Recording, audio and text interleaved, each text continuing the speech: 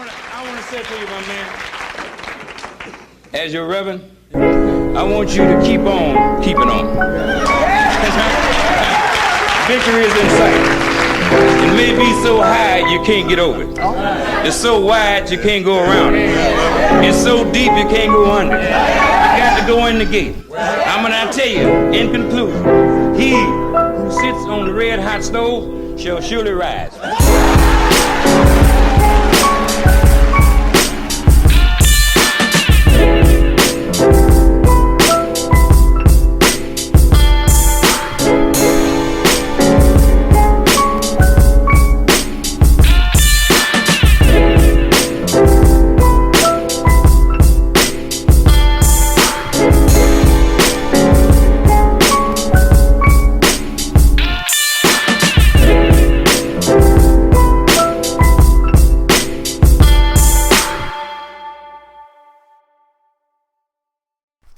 Thank you for taking the time to subscribe, to listen, to join us for the journey with this podcast.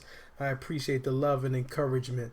Just like I've said on previous shows, please send in your poems and quotes and things of that nature for Poems of Struggle. This brother's very close to me, sent this paper out to the people so they can actually read. He was unable to get anything through the phone, but he was able to write a long letter so people can understand this man's struggle that he's going through. He's a brother to me, and always much love. A lot of the young ones that's listening to this right now, they really need to take heed to what this brother is saying, because the experiences that this brother has had has been the same ones that you're seeing. It may be a different era, but it's the same story. So we really need to truly listen to what this brother is saying throughout these letters, throughout these words, and understand this is what can occur with the decisions that you make. He basically starts off with this. Greetings, viewers. At this time, I cannot speak via phone call conversations. However, I come before you in the form of a letter. I feel blessed to be given this opportunity to reach out to my young brothers and sisters to share my story. First off, it is by the grace of God that I have the good people in my life, such as my brother Capri. I've been incarcerated for 13 years, 6 months, and 8 days, basically for taking part that I have played in the murder of 2 NYPD undercover officers. However, I was not the trigger man. I was still at the scene of the crime. I was charged with murder in the 2nd degree. I had a total of 5 co-defendants who were charged as well for their involvement. My case being highly classified, I have to move around with 2 officers and 1 white shirt.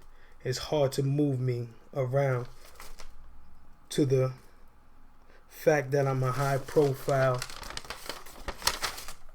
prisoner. I have to be perfectly honest with myself in turn. I only hope to be honest with you also. I wish that I wouldn't have ever been involved with the murder of anyone, let alone 2 officers. I was a follower who loved to please people and my peers. I was confused as to what loyalty was. I was misled myself. I felt as though I was unstoppable. I didn't have a care in the world. It was a turn on for me to run the streets. Doing what I was doing in the streets became normal to me. I just wanted to fit in. I just wanted to feel wanted. My age played a major part in all that as well. I was only 17 when I caught 15 years to life. I'm currently 30 years of age, and I know now right from wrong. I can honestly say that I am my own man. A couple of years ago, I had found God. During the hard days of back and forth with the jail guards, I have felt the need to open up my Bible. I have opened it up to Proverbs 19:8. He who gets wisdom loves his own soul. He who cherishes understands prospers.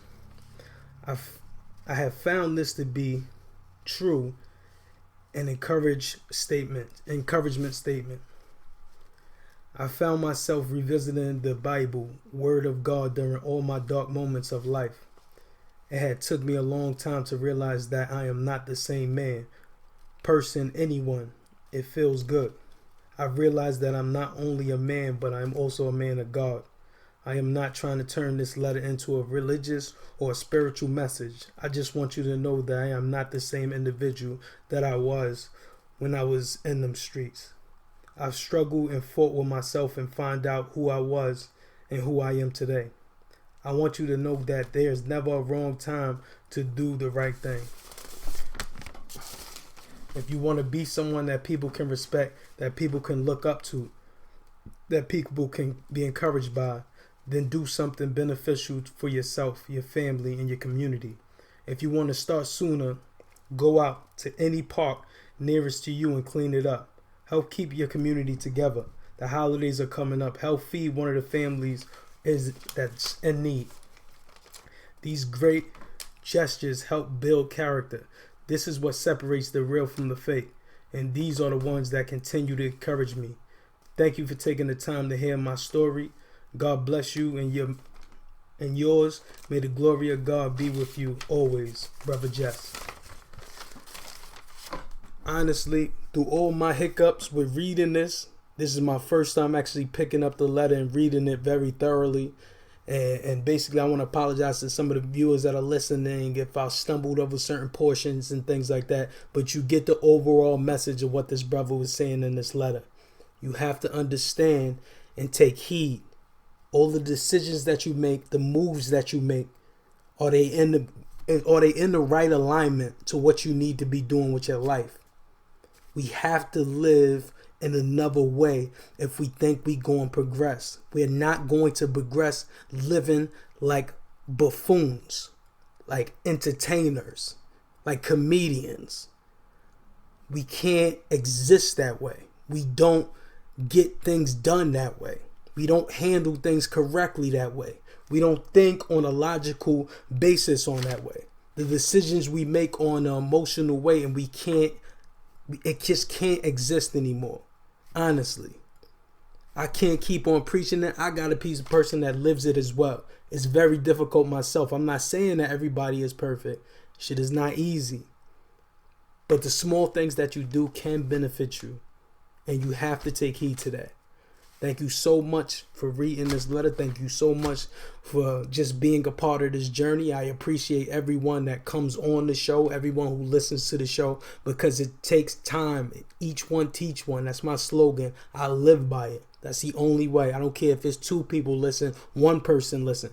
You have to take the information and pass that on to anybody that can really use the help. Like I said again, thank you to the brother Dot for writing the letter. Hope everything works out with the other brothers as well that's in the same situation. I'm not going to go through everybody's name, but they know who they are. Peace to the brothers, much love. And I hope we can actually build something in the future that these kind of things won't occur in our community. Peace out.